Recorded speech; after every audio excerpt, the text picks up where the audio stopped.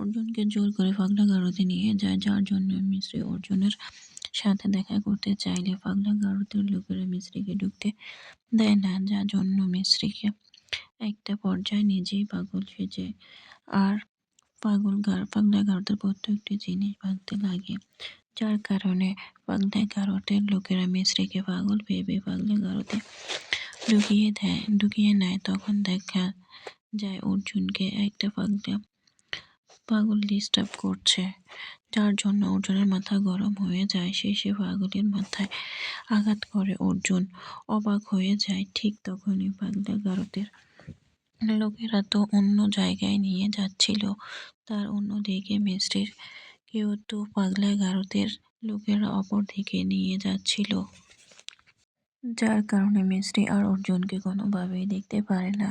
তাহলে কি মিছরি আর অর্জুনকে উদ্ধার করতে পারবে না?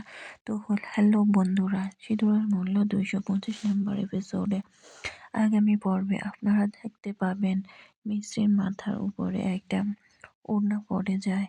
তাই মিছরিকে বলে, হে ভগবান, আবারও তুমি প্রমাণ করে দিলে যে তুমি আমার সাথেই আছো, আর আমি কোনোভাবেই হোক অর্জুনকে উদ্ধার নিয়ে আসবো। তখন অর্জুনের বড় দাদি মিছরির সামনে এসে মিছরিকে বলে, আমি জানি অর্জুনকে যদি কেউ এই বাড়িতে ফিরিয়ে আনতে পারে তা শুধুমাত্র মিছরি।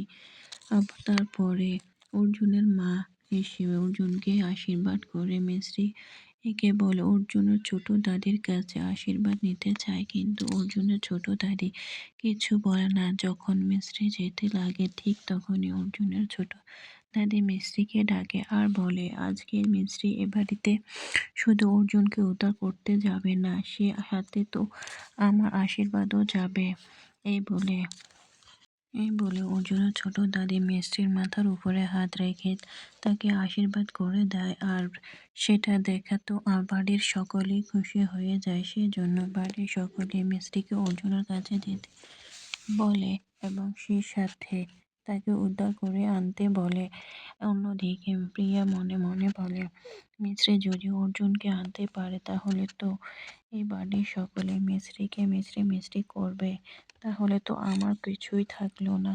অন্যদিকে আমরা দেখতে পাই পাগলা গারদের লোকেরা অর্জুনকে পাগলা গারদে নিয়ে যায়, আর অর্জুন তো ঢুকতেই চাইল না। অর্জুনকে বলে, আমি আর পাগল নই, আমাকে ছেড়ে দাও।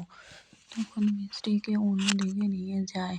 অর্জুন কোনোভাবে মিছরিকে দেখতে পায় না, মিছরিও অর্জুনকে দেখতে পায় না। তো বন্ধুরা, আগামী পর্ব 225 নম্বর এপিসোডের পর্বটি আপনাদের কেমন লাগেছে তা কমেন্টে জানাবেন এবং চ্যানেলটি সাবস্ক্রাইব করবেন, পাশে থাকা বেল আইকনটি ক্লিক